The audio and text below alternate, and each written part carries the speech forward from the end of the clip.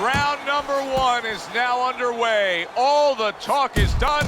It is simply time to fight. It's weird to have an EA Sports game on an episode of In Case You Missed It. As a rule, any games they make don't often go missed, but even less often are they really anything spectacular or outside of the norm. But this week, I'm looking at their last big attempt to make a boxing game, to take a genre and a sport that was fading in relevance and revitalize it, make it exciting again. Even though the market may not agree, personally, I would argue that with Fight Night Champion, they succeeded. The Fight Night games have always been somewhat popular, but in the early 360 days, they reached legendary status with their face deformation tech and a wildly successful demo release for Fight Night Round 3.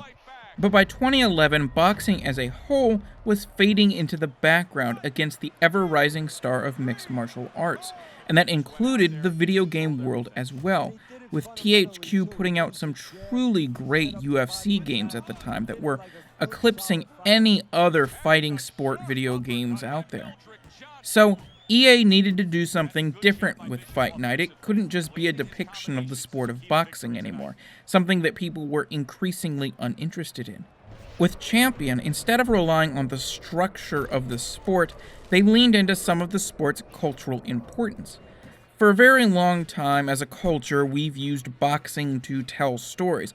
Whether we're talking about real-life tales like Schmeling vs. Lewis, or movies like Rocky, we love to use boxing to tell the story of the underdog beating the unstoppable force. Still, for a sports game to have the audacity to immediately throw the player into a linear story mode from the moment they hit the start button is definitely a risky move. Everyone comes to sports games for different things, but here, it absolutely works.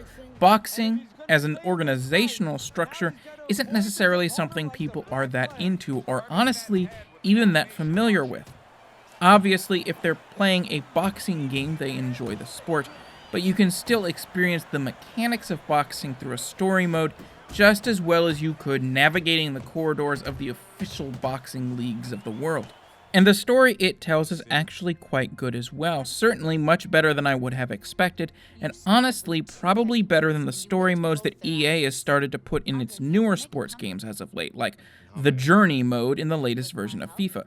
It's not particularly long, and it might be a bit too padded with superfluous matches that don't have a lot to do with the overall story, but I think it manages to tell the story it wants to within a reasonable amount of time, and with a surprising amount of effectiveness that I don't really expect from video games in general, much less sports games. It does use cutscenes to tell the story, sure, but the way it uses fake ESPN coverage to tell the story of what's going on with the rest of the world, and it uses the matches, or at least some of them, to help tell the story as well, is absolutely perfect for the kind of tale they're trying to tell here, in a way that is, again, pretty darn surprising for an EA game. But Fight Night Champion is a game that makes a lot of choices that you would not expect a sports game from EA to make. When I see an EA sports game, I expect safe plays. I expect them to go the same way they've always gone, the reliable way to make money. But this Fight Night, put under the pressure of a fading sport and declining sales, tries new things every single chance it gets from the moment you start the game, and it knocks almost all of its attempts right out of the park. Every Friday, I look at a game that was either ignored when it came out, or has been forgotten since. Games that people have missed. If you like that idea, be sure to subscribe so you can see the latest videos. If you like this video in particular, be sure to hit that like button, and thanks for watching.